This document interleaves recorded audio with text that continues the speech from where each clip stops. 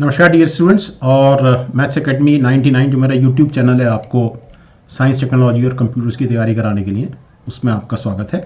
और ये channel dedicated है आपको स्टेट सिविल सर्विसेज का प्रीलिम्स और मेंस में GS3 साइंस टेक्नोलॉजी का पेपर प्लस सिविल सर्विसेज के लिए प्रीलिम्स।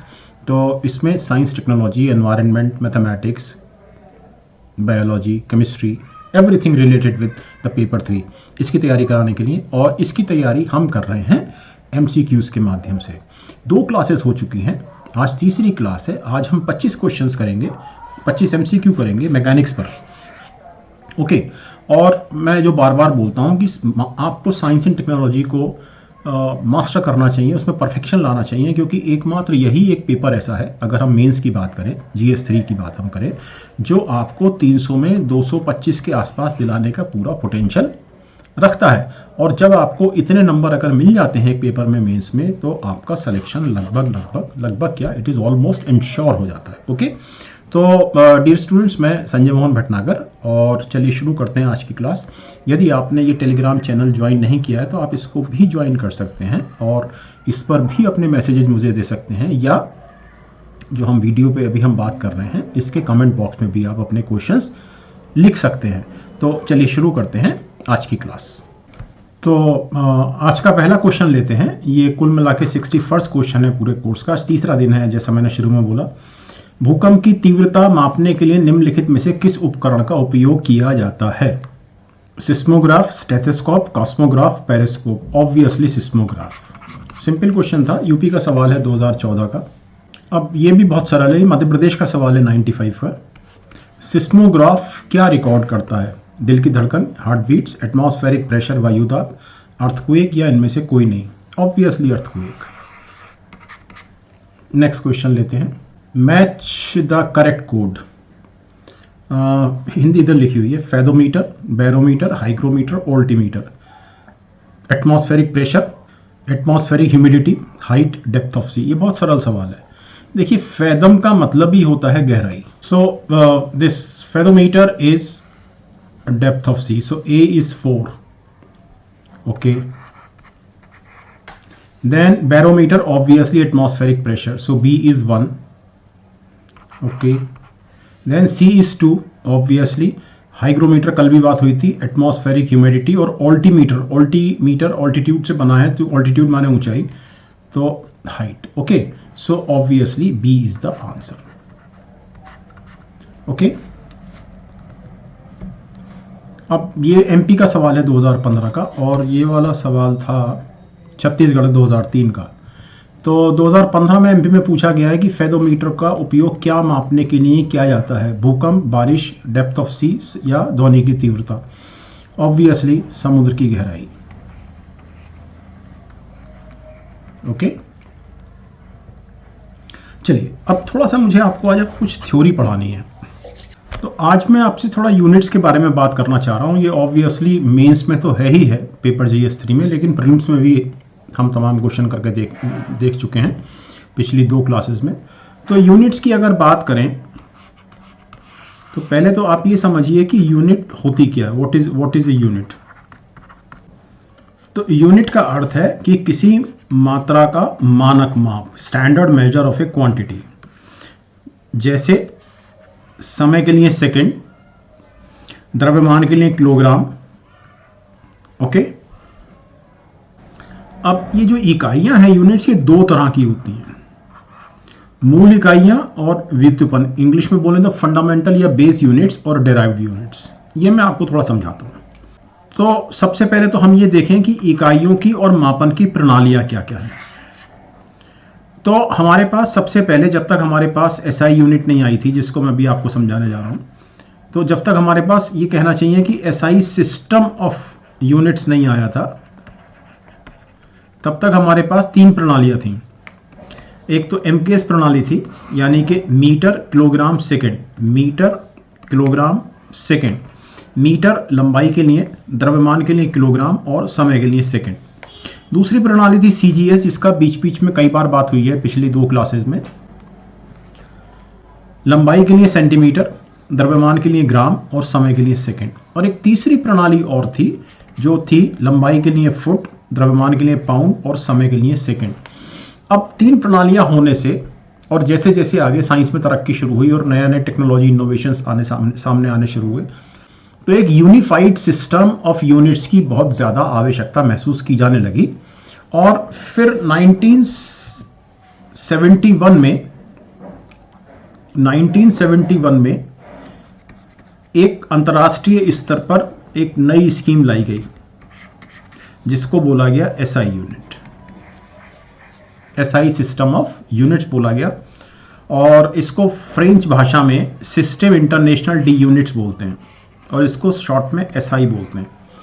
तो अब दुनिया भर में जितनी भी यूनिट्स हैं वो सब एसआई बेस्ड हैं। तो अब एसआई बेस्ड हमारे पास 7 बेस यूनिट्स हैं।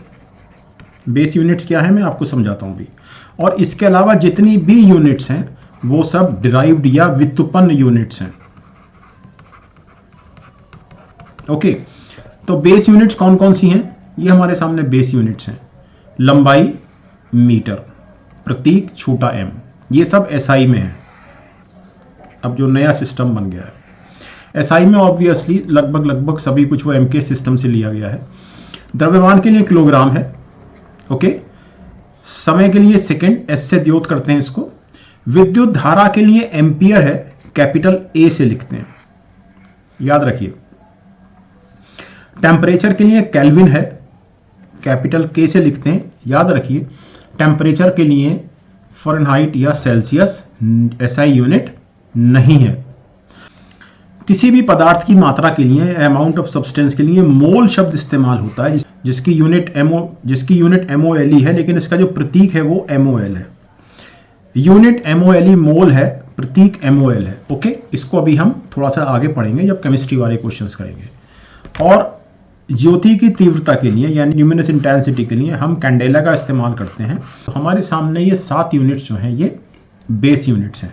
अब इनसे जो दूसरी यूनिट्स कैसे बनती हैं और जो नई यूनिट्स बनती हैं उनको हम डिराइव्ड यूनिट्स बोलते हैं। जैसे गति के लिए हमारी जो यूनिट है वो मीटर प्रति सेकंड है, तो इसमें मीटर का इस्तेमाल हो रहा है और सेकंड का इस्तेमाल हो रहा है, यानी कि 2 बेस यूनिट का इस्तेमाल हो रहा है। तो इसको हम डिराइव्ड यूनिट या व्युत्पन्न यूनिट बोलेंगे। और इसका प्रतीक ऑब्वियसली ये है। अच्छा, एसआई यूनिट्स में एक चीज़ और भी है कि जनरली स्लैश को पहले मीटर प्रति सेकंड ऐसे लिखते थे, स्लैश को ख़त्म कर दिया गया है और इसकी जगह ये ले ली है रेज़ टू पावर -1। अब एक्सेलरेशन की बात करें त्वरण की, तो इसकी जो यूनिट है डिराइव्ड यूनिट है, क्योंकि मीटर बेस यूनिट है, सेकंड बेस यूनिट है। इन दोनों से जो यूनिट बनी है वो है मीटर पर स्क्वायर सेकंड। तो ऑब्वियसली इसका जो प्रतीक है वो ms⁻²। फोर्स, बल, किलोग्राम मीटर प्रति वर्ग सेकंड। किलोग्राम का इस्तेमाल हुआ, मीटर का इस्तेमाल हुआ, सेकंड का इस्तेमाल हुआ, और इसको हम शॉर्ट फॉर्म में न्यूटन भी बोलते हैं। इसका सिंबल n है।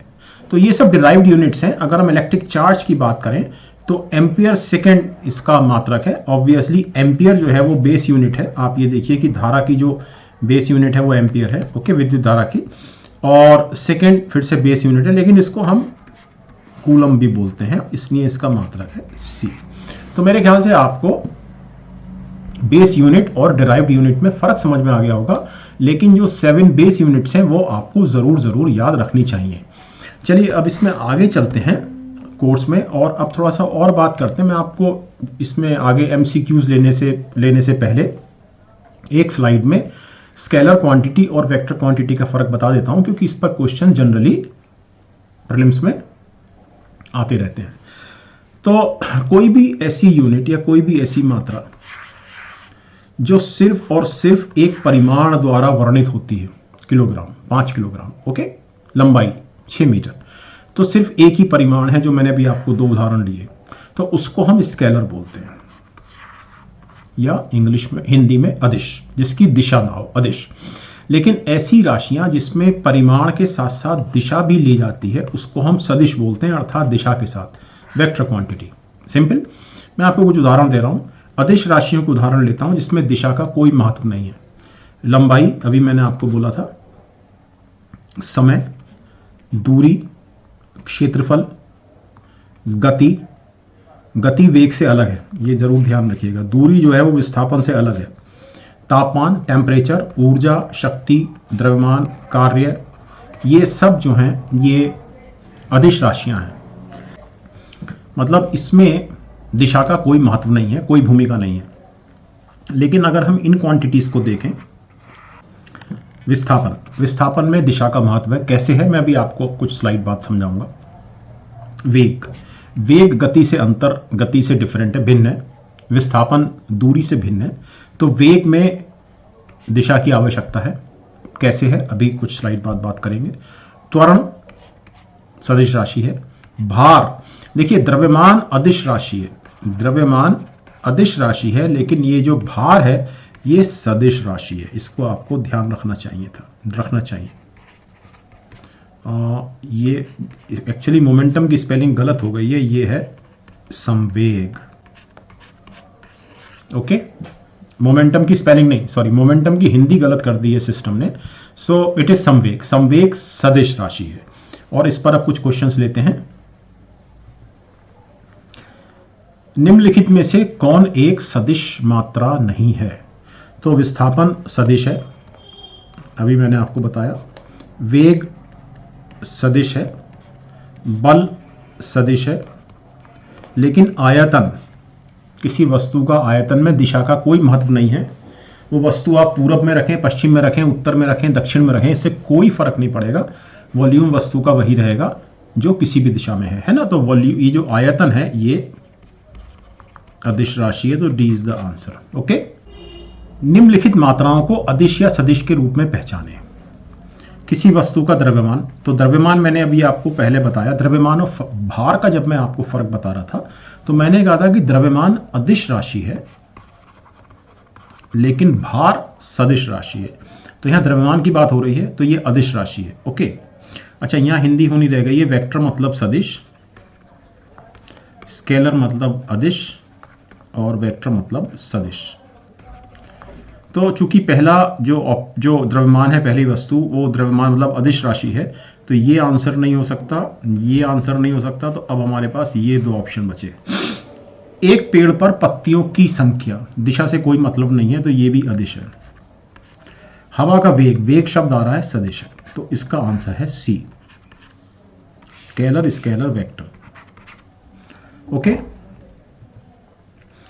निम्नलिखित में से कौन एक सदिश मात्रा है? समय अदिश मात्रा है, गति अदिश मात्रा है, दूरी अदिश मात्रा है, लेकिन विस्थापन सदिश मात्रा है। मैंने आपको भी बोला है कि मैं आपको दूरी और विस्थापन में और गति और वेग में अभी मैं फर्क बताने जा रहा हूं आपको, बस इसके बाद। ओके, सो इसका आंसर है सी। निम्नलिखित में से कौन एक अदिश मात्रा है? सो बल एक सदिश मात्रा है, फोर्स।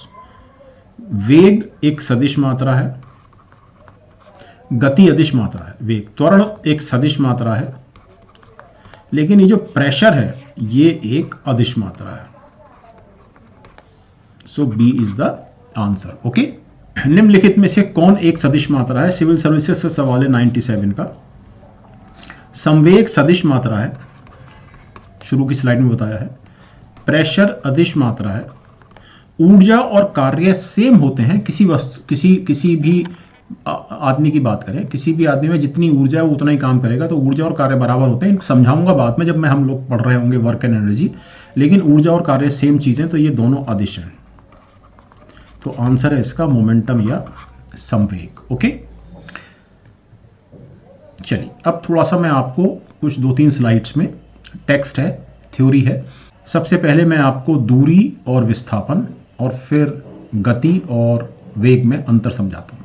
बहुत सिंपल सी चीज ये है कि अगर समय के सापेक्ष किसी वस्तु की स्थिति में बदलाव होता है तो इस बदलाव की दर को गति कहते हैं। फॉर एग्जाम्पल, कोई वस्तु यहां थी लेकिन समय के सापेक्ष 5 सेकंड बाद ये यहां आ गई, तो अब 5 सेकंड बाद इसकी स्थिति में बदलाव की क्या दर थी पर यूनिट टाइम, कितना ये अपनी स्थिति में ये बदलाव लाई, इसको हम बोलते हैं गति।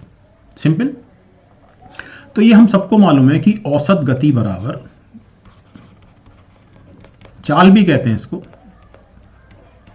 बराबर दूरी बटे समय, distance upon time. Okay, obviously इसका मात्रक मीटर अपॉन सेकेंड अर्थात ms⁻1 है, लेकिन अगर ज़्यादा दूरियां हों, उसमें ज़्यादा समय लग रहा हो, से हम बात करें ट्रेन की, तो हम किलोमीटर पर आवर का भी बात करते हैं ना।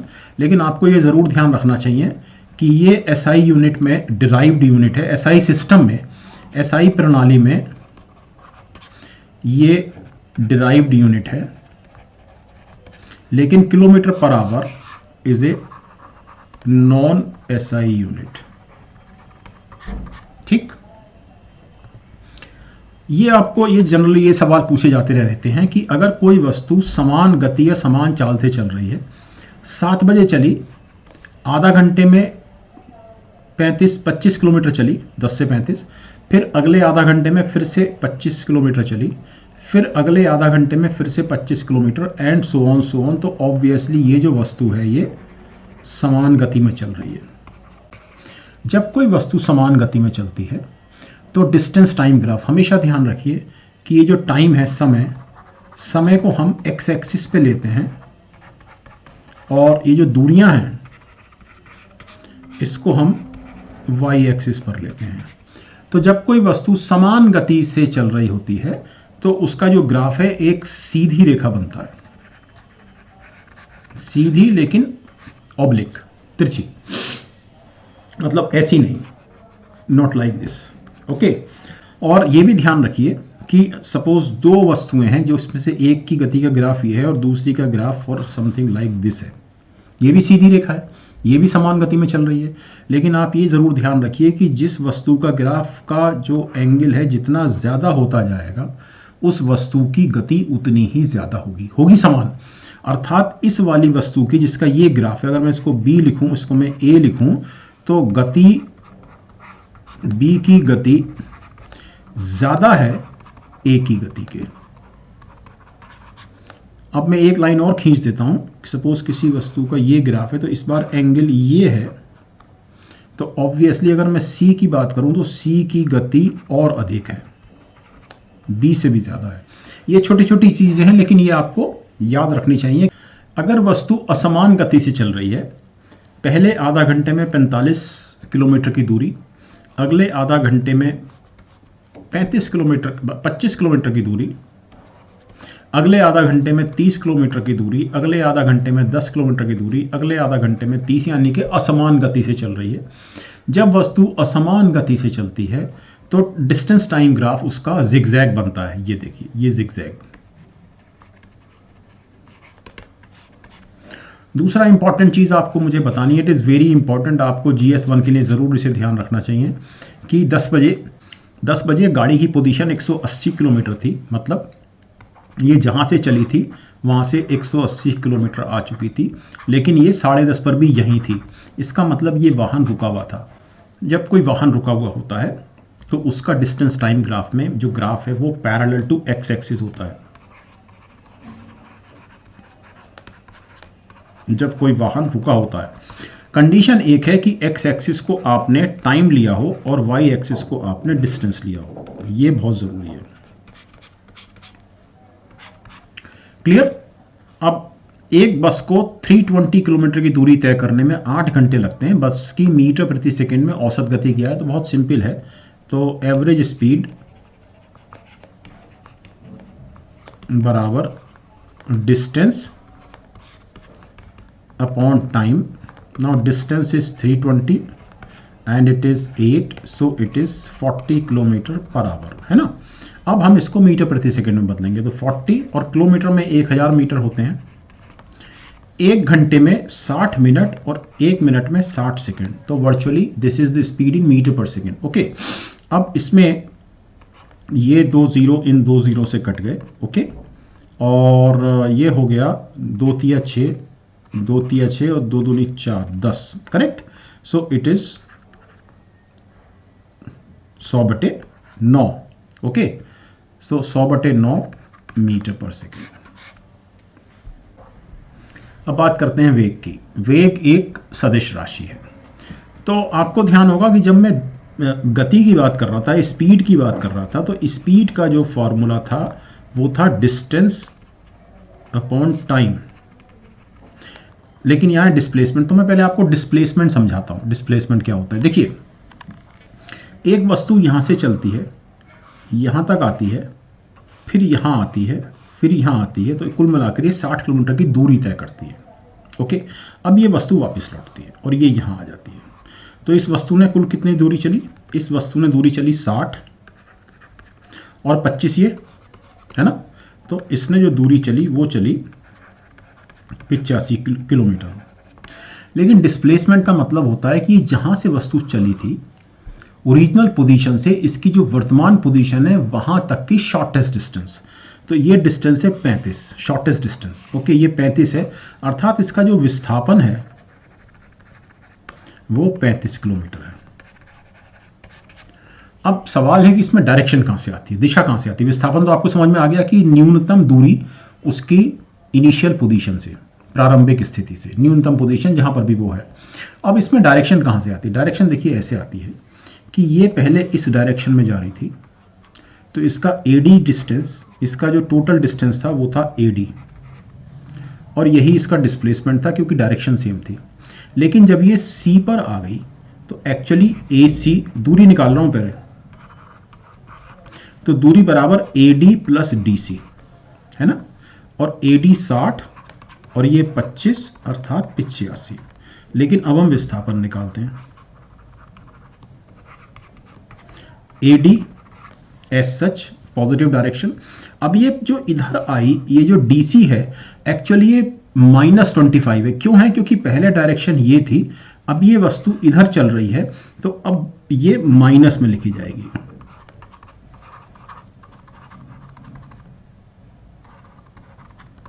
Got it, got it. मैं एक और उदाहरण से आपको समझा रहा हूं, तो मेरे ख्याल से समझ में आ गया होगा आपको। मैं एक और उदाहरण से आपको समझाता हूं। हम एक सर्किल लेते हैं, ये वस्तु यहां से यहां चलती है। ऑब्वियसली जो दूरी चली इसने यहां से यहां तक, यानी कि जो दूरी CB हुई, ये हुई 2πr। चूंकि पूरा जो सर्कमफियरेंस है 2πr होता है, पूरा परिधि, तो इसको 2 से भाग कर दीजिए क्योंकि आधी परिधि है, तो इसने जो दूरी चली वो πr हुई। ये तो हुई दूरी। लेकिन विस्थापन हुआ ये शॉर्टेस्ट डिस्टेंस है, ये विस्थापन हुआ। तो अब आप इसको देखें तो इसका विस्थापन आपको मिलेगा πr नहीं 2r, मतलब डायामीटर, मतलब व्यास। ओके, तो विस्थापन इसका 2r है और जो दूरी है इसकी वो πr है। πr निश्चित रूप से बड़ी है क्योंकि पाई की वैल्यू 3.14 होती है। तो एक्चुअली ये जो है ये 3.14r है, ये 2r है। तो विस्थापन दूरी के या तो बराबर होगा या छोटा होगा। बराबर कब होगा, बराबर तब होगा जब एक ही डायरेक्शन में चल रहे हो। जैसे यहां से आपने A से लेके D तक जो दूरी थी वही विस्थापन था। तो इसको GS1 प्रीलिम्स के लिए जरूर याद रखिए कि विस्थापन या तो छोटा होगा या बराबर होगा दूरी के। इसको आपको हर हालत में याद रखना चाहिए। एक और एग्जाम्पल लेता हूं। अच्छा, इसको और आगे बढ़ाता हूं कि फॉर एग्जाम्पल अब ये वस्तु यहां से चल के फिर से यहीं आ गई, इसी जगह अपनी पोजीशन पर। तो इसने जो दूरी चली वो चली 2πr, चूंकि सर्कमफेरेंस 2πr होती है, तो इसने जो दूरी चली वो 2πr चली। लेकिन ये अपनी सेम पोजीशन पर आ गई, इसलिए इसका जो डिस्प्लेसमेंट है, जो इसका विस्थापन है, वो 0 है। इसको आपको ध्यान रखना चाहिए, 0। इसको ऐसे आप ऐसे भी समझें कि जब ये ऐसे चल रही थी तो इसका विस्थापन यहाँ, ये इसका विस्थापन जो था 2r था, ये वाला, ये विस्थापन था इसका जब ये ऐसे चली। ओके, लेकिन जब ये ऐसे चली तो इसका विस्थापन ये माइनस में 2r हो गया ऊपर की ओर, क्योंकि जब ये ऐसे चल रही थी तब इस तरह से विस्थापित हो रही थी, यहां पर ये विस्थापन था। लेकिन जब ये यहां से आगे चली तो दूरी तो ये चली, लेकिन विस्थापन इसका इस डायरेक्शन में हुआ। ओके, अर्थात 2r minus 2r, direction change हो गई तो अब 2r माइनस में लगेगा इधर के लिए, तो इट इज 0। अदरवाइज चूंकि इसकी इनिशियल पोजीशन और फाइनल पोजीशन बराबर है, वही है, सेम है, यही इनिशियल पोजीशन है, यही फाइनल पोजीशन है, इसलिए इसका विस्थापन 0 है। और यहां से अब हम एक और उदाहरण ले लेते हैं कि फॉर एग्जांपल कोई वस्तु यहां से ऐसे आती है, ऐसे, तो ये तो दूरी हुई लेकिन विस्थापन ये हुआ। मेरे ख्याल से अब चीज क्लियर हो गई होगी आपको।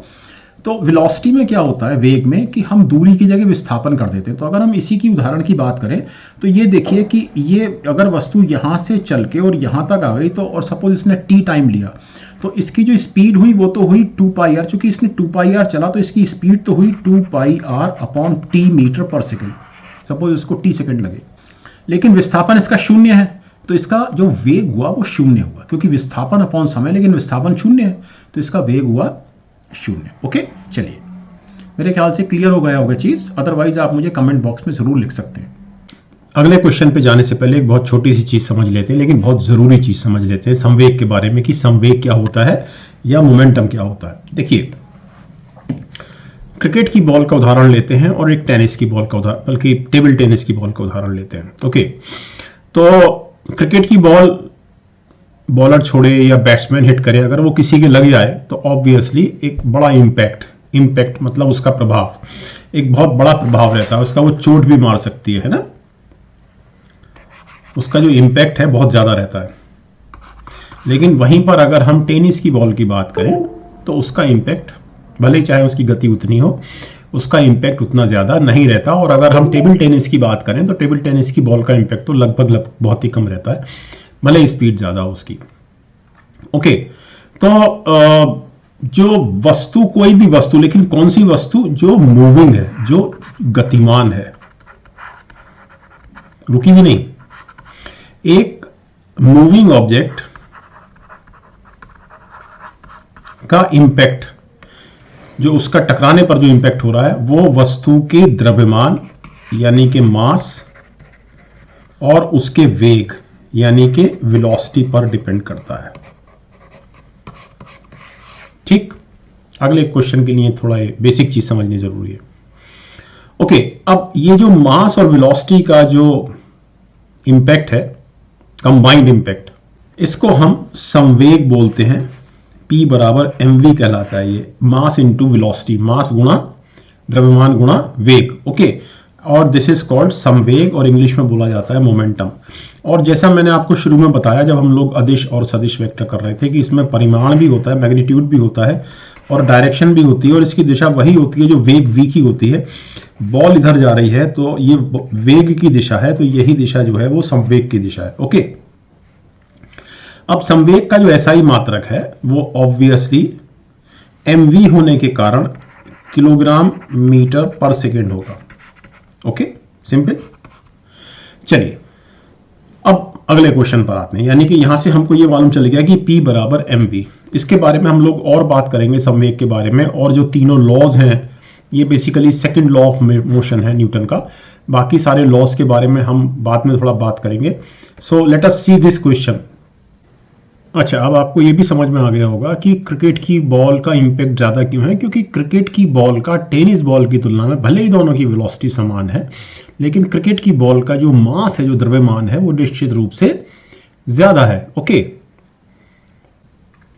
किसी वस्तु के संवेग और वेग के अनुपात से किस भौतिक मात्रा का प्रतिनिधित्व किया जाता है? तो वस्तु का संवेग P बराबर mv अनुपात वेग, तो v से v कट गया तो ऑब्वियसली मास, द्रव्यमान। सिंपल। तो P बराबर mv अभी आपने पिछली स्लाइड पर समझा, ठीक है। चल नेक्स्ट क्वेश्चन लेते हैं। कल की क्लास में मैंने बताया था कि फोर्स जो कि एक सदिश राशि है, इट इज ma।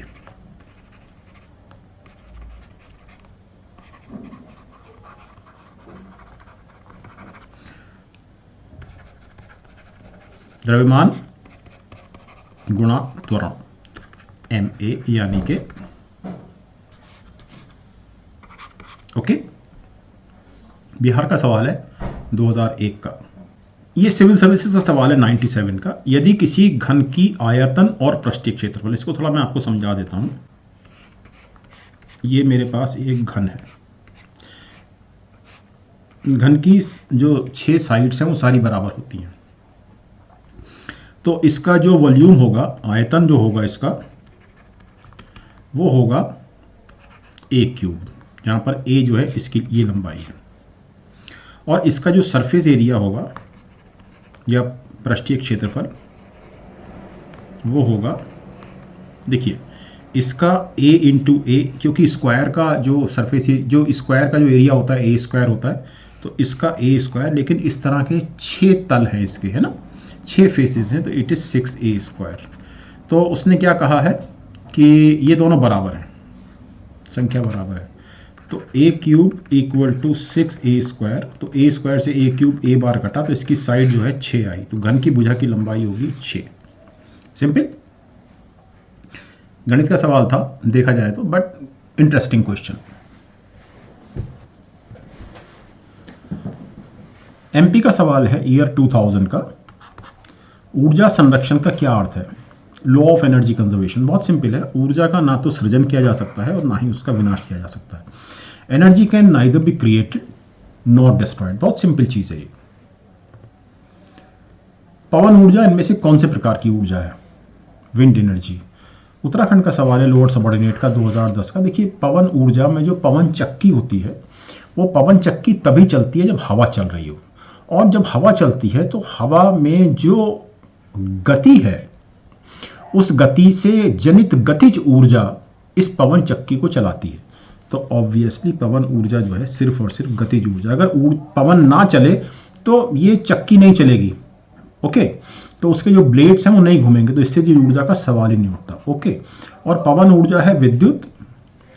पवन ऊर्जा जो क्रिएट कर रही है, पवन ऊर्जा क्या कर रही है कि ब्लेड्स को मूव कर रही है, तो वो विद्युत का इसमें कोई रोल नहीं है, विद्युत तो हम उससे बना रहे हैं, ठीक है।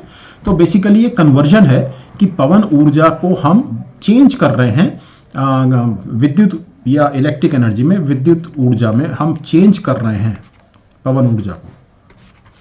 पवन ऊर्जा में जो निहित है, ऐसे लिख देता हूं मैं, जो इसमें गतिज ऊर्जा निहित है उसका दोहन करते हुए इसको हम विद्युत ऊर्जा में बदल रहे हैं। ये तो फिर रिपीट, ये यूपी का सवाल है, पीसीएस का 2016 का। पवन ऊर्जा में ऊर्जा के किस रूप को विद्युत ऊर्जा में परिवर्तित किया जाता है? ऑब्वियसली गतिज ऊर्जा। नेक्स्ट क्वेश्चन लेते हैं। तो इधर हीट टू इलेक्ट्रिक, ऊष्मा से विद्युत, इलेक्ट्रिक टू साउंड यानी कि विद्युत से ध्वनि, मास टू हीट यानी कि द्रव्यमान से ऊष्मा, chemical to heat and light यानी कि रासायनिक से ऊष्मा प्रकाश। ये तो एनर्जी के रूप हैं या बदलाव हैं उसके फॉर्म में। और काम क्या है, डिवाइसेस क्या है? कार ब्रेकिंग, कार में ब्रेक लगाना, nuclear reactor, loudspeaker, solar cell, fuel combustion. बहुत सरल सवाल है। सबसे पहले इसको समझते हैं, ऊष्मा से विद्युत, इमीडिएटली सोलर सेल। इमीडिएटली कैसे, मैं थोड़ा एक्सप्लेन करता हूँ आपको। सोलर सेल किस प्रिंसिपल पे काम करता है? सोलर सेल जो काम करता है वो काम करता है फोटो इलेक्ट्रिक इफेक्ट पर, सॉरी ये फोटो इलेक्ट्रिक इफेक्ट, ओके। जब प्रकाश, एक्चुअली यहाँ पर प्रकाश शब्द होना चाहिए था, जब लाइट किसी धातु पर गिरती है एक निश्चित फ्रीक्वेंसी की, ये आपको ज़रूर ध्यान रखना चाहिए कि अगर प्रकाश किसी निश्चित फ्रीक्वेंसी से नीचे का किसी धातु पर गिरेगा तो उसके फोटोन कुछ काम नहीं करेंगे, मतलब उससे इलेक्ट्रॉन नहीं निकलेंगे धातु से।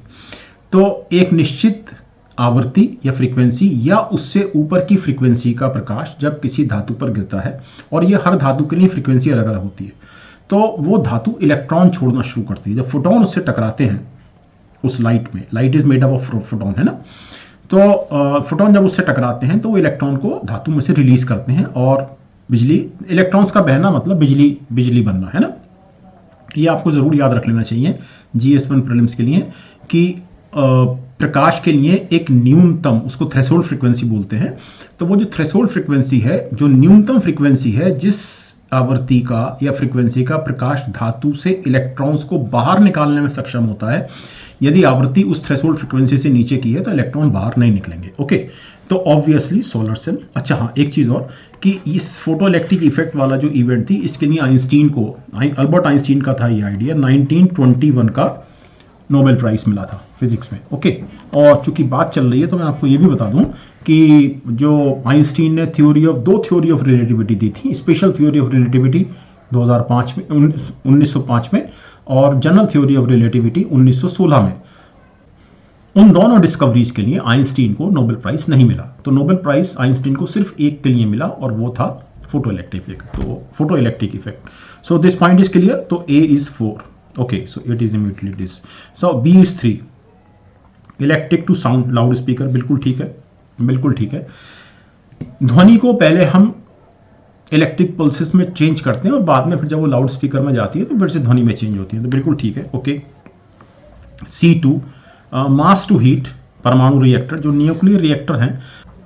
सो आइंस्टीन ने एनर्जी कंजर्वेशन का रूल दिया और इस रूल के अनुसार जो एनर्जी की मात्रा है वो है डेल्टा mc²। तो ये मैं आपको तब पढ़ाऊंगा जब मैं आपको न्यूक्लियर रिएक्टर पढ़ा रहा हूँगा। सो द आंसर इज, अगर हम इसकी बात करें तो ये डेल्टा एम जो है वो मास डिफरेंस कहलाता है।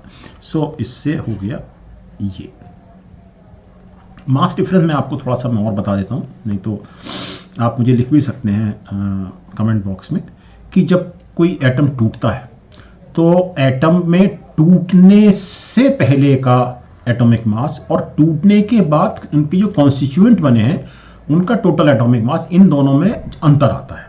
तो उस अंतर को हम डेल्टा एम लिखते हैं। ओके, और इस अंतर को प्रकाश के वेग c, इस प्रकाश का वेग 3 × 10⁸ metre per second, 3 × 10⁸ metre per second का स्क्वायर, इनसे गुणा करते हैं तो हमको एनर्जी मिलती है। और obviously it's a very huge quantity, अगर आप इसका स्क्वायर करते हैं तो it's a very huge quantity. Okay, और ये हो गया C2, हो गया D5 रासायनिक से केमिकल एनर्जी से heat and light. Obviously fuel combustion, जब फ्यूल जलता है तो उससे ऊष्मा भी मिलती है, लकड़ी के जलने से ऊष्मा भी मिलती है या कोयले के जलने से, और प्रकाश भी होता है। ओके, चलिए नेक्स्ट क्वेश्चन। न्यूटन ने गति के 3 नियम दिए जो मैं आपको आने वाले दिनों में पढ़ाऊंगा। जो उसका पहला नियम है उसको हम लॉ ऑफ इनर्शिया बोलते हैं, जड़ता का नियम। थोड़ा सा आपको यहाँ ये लॉ ऑफ इनर्शिया में एक्सप्लेन कर देता हूँ, ये मैंने लिख रखा है आपके लिए। ये क्वेश्चन छत्तीसगढ़ का 2019 का है और ये वाला क्वेश्चन यूपी का था 2002 का। इसको थोड़ा मैं आपको समझाता हूँ कि जो जड़ता का नियम है कि यदि कोई वस्तु स्थिर है या वो सीधी रेखा में, बात सीधी रेखा की हो रही है, सर्कुलर की नहीं हो रही है, ये ध्यान रखिए। सीधी रेखा में स्थिर गति से, यानी कि अगर अंडर एक्सेलरेशन है या त्वरणाधीन है उसकी बात भी नहीं हो रही है। सीधी रेखा में या तो वो वस्तु रुकी हुई है या सीधी रेखा में स्थिर गति से चल रही है, तो स्थिर है तो स्थिर रहेगी या स्थिर गति से सीधी रेखा में चलती रहेगी। कब तक चलती रहेगी? जब तक उस पर एक असंतुलित, अनबैलेंस्ड फोर्स, ये मैं आपको समझाऊंगा जल्दी, असंतुलित बल ना लगा दिया जाए। तो ये जो वस्तु की स्थिर अवस्था में रहने की प्रवृत्ति, अगर वो स्थिर है तो, या वो स्थिर गति से सीधी रेखा में चल रही है तो स्थिर रेखा से सीधी रेखा में चलते रहने की प्रवृत्ति जड़ता कहलाती है। तो जड़ता का मतलब यही नहीं कि वो जड़ है, मतलब रुकी हुई है। अगर वो स्थिर गति से सीधी रेखा में चल रही है तो भी वो जड़ है। ओके, तो ये हमेशा उसी स्थिति में रहना चाहती है जब तक उस पर एक बाह्य बल ना लगाया जाए। और ये बाह्य बल कौन सा बल है? असंतुलित बल है, संतुलित नहीं। ओके, सो इसको हम बोलते हैं न्यूटन का गति का पहला नियम। ओके, चलिए नेक्स्ट क्वेश्चन। मैं आपको यहां पर यह भी बता देता हूं, जब बात चली रही है कि हम सीधी रेखा की और स्थिर गति की बात ही क्यों कर रहे हैं। देखिए, जैसे ही वस्तु सर्कुलर पाथ में आएगी तो सर्कुलर पाथ में आने के कारण इसका जो वेग है, अब यहाँ पर वेग की बात होगी क्योंकि हर मोमेंट इसका डायरेक्शन बदल रहा है। जब ये पॉइंट इस जगह पर है तो इसका डायरेक्शन ये है, जब ये पॉइंट ये इस जगह पर है तो इसका डायरेक्शन ये है, यहाँ पर ये है। अब बिल्कुल आप कल्पना करें कि आप रस्सी घुमा रहे हैं और रस्सी को अगर आप छोड़ दें तो आप जहाँ से छोड़ेंगे उसके टेंजेंशियल डायरेक्शन में रस्सी चली जाएगी। अर्थात जब वस्तु सर्कुलर वे में होती है, वर्तुलाकार होती है, तो हर मोमेंट उसका वेग बदल रहा होता है। गति सेम रहती है लेकिन वेग इसलिए बदलता है क्यों? क्योंकि वेग में दिशा है और वेग परिवर्तन हो का मतलब है उसका त्वरणाधीन होना, त्वरणाधीन होना, जो मैं अभी आपको समझाने जा रहा हूं जल्दी। ओके, तो इसीलिए इस नियम में हमको वस्तु को स्थिर गति में और सीधी रेखा में ही रखना है। ओके, चलिए नेक्स्ट क्वेश्चन। जैसे ही रेलगाड़ी चलना शुरू करती है, अंदर बैठे यात्री का सिर पीछे की ओर झुक जाता है। बड़ा सिंपल सा कारण यह है कि जब रेलगाड़ी ने चलना शुरू नहीं किया था तो रेलगाड़ी और जो व्यक्ति है वो दोनों जड़ता की अवस्था में थे। ठीक है, जब रेल चलती है तो जो आदमी के शरीर का निचला हिस्सा है वो ट्रेन के साथ चलना शुरू करता है, लेकिन जो शरीर का ऊपरी हिस्सा है वो उसका विरोध करता है और विरोध करने के कारण वो पीछे की ओर झुक जाता है। तो एक्चुअली इसका आंसर है इनर्शिया ऑफ रेस्ट, अर्थात शरीर का ऊपरी हिस्सा अपनी उसी स्थिरावस्था में रहना चाहता है जो ट्रेन के चलने से पहले जिस अवस्था में था और चलने का विरोध करता है। ओके, तो इसका आंसर है इनर्शिया ऑफ रेस्ट। ये यूपी का सवाल है 2010 का। सिविल सर्विसेज का सवाल है 2000 ईयर का। पूरी तरह से घर्षण रहित सतह पर खड़ा व्यक्ति सीटी बजाकर खुद को प्रोपेल कर सकता है। Man standing on A completely frictionless surface can propel himself by whistling. Newton का तीसरा नियम लगा हुआ है, हर क्रिया की एक प्रतिक्रिया होती है। तो उसने जब विसिल बजाई तो उसने अगर आगे को फूंक मारी तो वो पीछे को चला जाएगा। क्यों? क्योंकि वो एक घर्षण रहित फ्लोर पर है। तो यहां पर बात हो रही है न्यूटन के थर्ड लॉ की, मतलब न्यूटन का गति का तीसरा नियम। ठीक है, अब यहां देखें, यदि कोई बाहरी बल किसी सिस्टम पर कार्य नहीं करता है तो इसकी गति नहीं बदल सकती है। ये पहला नियम है, ये अभी आपने थोड़ी देर पहले पढ़ा। तो ऑब्वियसली ये इसका कारक नहीं है। अगर यहां पर तीसरा नियम लगा होता तब बिल्कुल सही था। दोनों स्टेटमेंट सही हैं, लेकिन आर इसका करेक्ट एक्सप्लेनेशन नहीं है। अगर इसकी जगह रीजन में थर्ड लॉ को मेंशन किया गया होता, तीसरे नियम को मेंशन किया गया होता, तब बिल्कुल ए आंसर हो सकता था। लेकिन ये फर्स्ट लॉ है, ये जो लिखा हुआ है ये फर्स्ट लॉ है। ये जो प्रयोग है ये थर्ड लॉ का है। थर्ड लॉ क्या कहता है कि हर एक क्रिया की एक इक्वल एंड अपोजिट प्रतिक्रिया होती है। ओके, सड़क की तुलना में बर्फ पर चलना मुश्किल है क्योंकि ये यूपी का सवाल है 1994 का। तो ये सरल सवाल है वैसे तो, फ्रिक्शन नहीं होता या बहुत कम होता है। तो मैं जब आपको फ्रिक्शन पढ़ाऊंगा तब मैं आपको ये बताऊंगा कि फ्रिक्शन कितना ज़रूरी है आम जिंदगी के लिए। ओके, अगर फ्रिक्शन ना हो तो आपकी कार, आपकी स्कूटी, आपका स्कूटर कुछ नहीं चल सकता, आप भी नहीं चल सकते। ओके, तो आंसर है इसका डी। स्टेटमेंट है in starting a loaded cart, एक भरी हुई गाड़ी है, उसको one has to push harder than to keep it moving. उसको चलना जारी रखने के लिए, चलना जारी रखने के लिए उसको चलाने में ज़्यादा ताकत लगानी पड़ती है, उस प्रारंभ करने के लिए ज़्यादा ताकत लगानी पड़ती है। और ये नीचे 4 निष्कर्ष दिए हुए हैं। देखिए, मैं यहाँ पर आपको एक चीज़ समझाता हूँ इस क्वेश्चन को करने से पहले। जो फ्रिक्शन होता है ये 2 तरह का होता है, static friction, dynamic friction.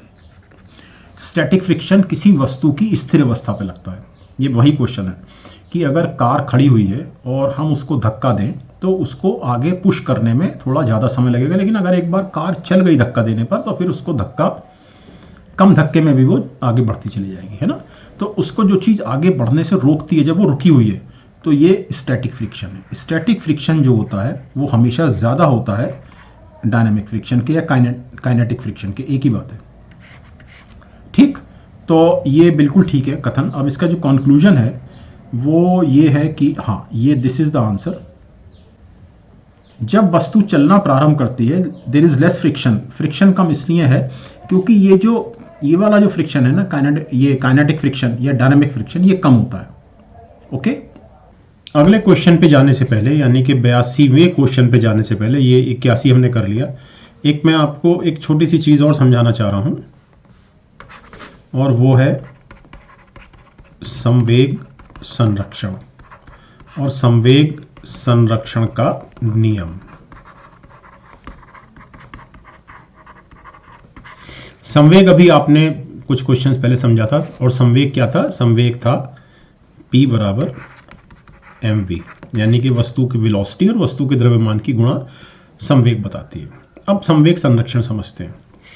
For example, 2 objects हैं, 2 पिंड हैं, 2 वस्तुएं हैं और वो टकराती हैं। तो संवेग संरक्षण या संवेग संरक्षण का नियम ये कहता है कि कोलिजन यानी कि टकराने से पहले जो सिस्टम है, सिस्टम में 2 चीजें हैं, एक पिंड A है, ये ऐसे आ रहा है, और एक पिंड या तो ऐसे जा रहा है या इससे तेज रफ्तार से ऐसे आ रहा है, कैसे भी आ रहा है, ये पिंड B है। ओके, ये सिस्टम है। इस सिस्टम में 2 पिंड हैं। So this is a system. ठीक। अब सिस्टम में टकराने से पूर्व यानी कि बिफोर कोलिजन क्या, मोमेंटम बराबर equal to momentum after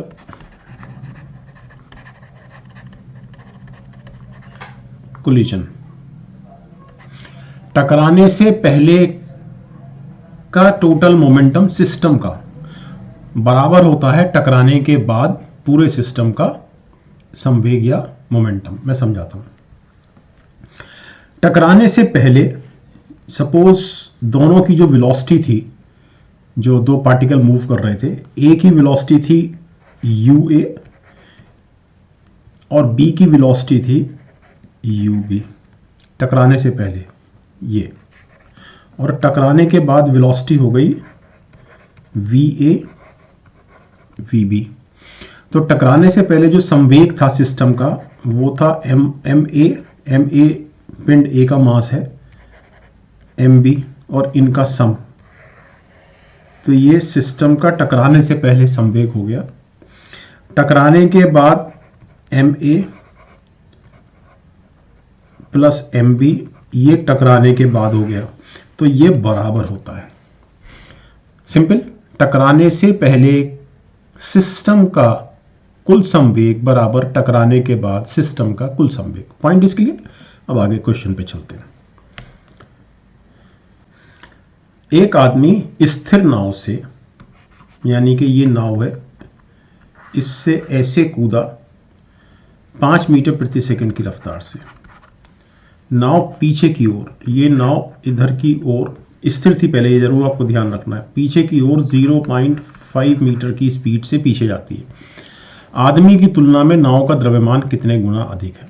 simple, देखिए ये m आदमी, m से मैन लिख दिया मैंने, और ये नाव, इसका जो वजन है वो है mb। ओके, पहले मतलब जब आदमी कूदा नहीं था तो आदमी नाव पर था, नाव रुकी हुई थी। आदमी नाव पर था, नाव रुकी हुई थी, अर्थात दोनों की वेलोसिटी 0 थी। तो जो संवेग था वो दिस गुणा दिस प्लस दिस गुणा दिस वॉज इक्वल टू 0। बाद में आदमी की वेलोसिटी हो गई 5 मीटर प्रति सेकंड और नाव की वेलोसिटी हो गई 0.5 मीटर प्रति सेकंड। अब ये हो गया 5 गुणा m, 5 mv होता है तो 5 गुणा mm प्लस 0.5 mb, ये बराबर इसके कूदने से पहले का संवेग। ठीक, यानी कि 5 mm इक्वल टू 0.5 mb। अच्छा, आपको एक चीज़ और भी याद रखनी है, वो ये कि ये जो द्रव्यमान, ये जो नाव है ये पीछे की ओर चली गई, अर्थात आदमी ऐसे कूदा, नाव ऐसे गई, तो आदमी की गति की डायरेक्शन ये है तो नाव की गति की डायरेक्शन ये हुई, तो नाव की गति की डायरेक्शन माइनस में ली जाएगी। ये आपको जरूर ध्यान रखना चाहिए। ओके, सो बराबर, ठीक है। इसका मतलब ये हुआ, हमें क्या निकालना है? आदमी की तुलना में नाव का द्रव्यमान। तो नाव का द्रव्यमान आदमी की तुलना में कितना अधिक है? तो हमको निकालना है mb अपॉन mm। तो mb बराबर mm इक्वल टू 5 अपॉन 0.5 बराबर 10। सिंपल। चलिए नेक्स्ट क्वेश्चन। अच्छा, और ये क्वेश्चन जो है सिविल सर्विसेज 94 का है। ओके, एक ट्रक, कार और मोटरसाइकिल में समान गति जुड़ जाए। ट्रक, एक कार एंड मोटरसाइकिल है इक्वल काइनेटिक एनर्जीज। तो इक्वल काइनेटिक एनर्जी का मतलब है कि इनको रुकने के लिए इक्वल वर्क करना पड़ रहा है, क्योंकि रुक रहे हैं ना, तो रुकने के लिए इनको समान काम करना पड़ रहा है। अब कार्य बराबर होता है F इंटू डी, अर्थात बल गुणा विस्थापन। ओके, तो चूंकि समान बल लग रहा है तीनों में, तो हमने समान बल माना F, अर्थात ये कार, ये ये ट्रक, ये कार और ये मोटरसाइकिल। ओके, इसने भी F बल लगाया, इसने भी F बल लगाया, इसने भी F बल लगाया, और कितनी दूरी तय की, XYZ। इसने X दूरी तय की तो ये इसका काम हो गया, इसने Y दूरी की तय की तो ये इसने इतना काम किया, चूंकि काम बराबर बल गुणा विस्थापन, या दूरी इसने इतना काम किया। ओके, लेकिन ये तीनों बराबर हैं, तो तीनों बराबर होने से F F F कट गए, तो X बराबर Y बराबर Z। सिविल सर्विसेज 96 का सवाल है, मैं एक रिपीट कर देता हूं एक बार, कि उन्होंने कहा है कि तीनों में समान गतिज ऊर्जा है और तीनों रुकने के लिए समान बल को लागू कर रहे हैं। जब तीनों में समान गतिज ऊर्जा है तो रुकने के लिए तीनों को समान बराबर क्वांटिटी का काम करना पड़ेगा, ठीक है, क्योंकि ऊर्जा बराबर कार्य होता है, लेकिन कार्य बराबर होता है बल गुणा दूरी या बल गुणा विस्थापन। तीनों में बल बराबर है, F F F। एक x दूरी चलता है, दूसरा y दूरी चलता है, तीसरा z दूरी चलता है, तो F डॉट x पहले की ऊर्जा मतलब ट्रक की, F डॉट y कार की ऊर्जा और F डॉट z मोटरसाइकिल की ऊर्जा। F F F कैंसिल होगा सब बराबर साइन होने के कारण, x बराबर y बराबर z। ओके, समान द्रव्यमान के दो पिंडों की गतिज ऊर्जाओं का अनुपात 4:9 है, उनके वेगों का अनुपात क्या होगा। यूपी का सवाल है 2017 का। तो समान द्रव्यमान है तो हाफ m v1 स्क्वायर, चूंकि गतिज ऊर्जा का फॉर्मूला है, हाफ m v स्क्वायर गतिज ऊर्जा का फॉर्मूला होता है, जहां पर m जो है वो द्रव्यमान है और v जो है वो वेग है। ओके, तो half m v1 square equal to half m v2 square, नहीं अनुपात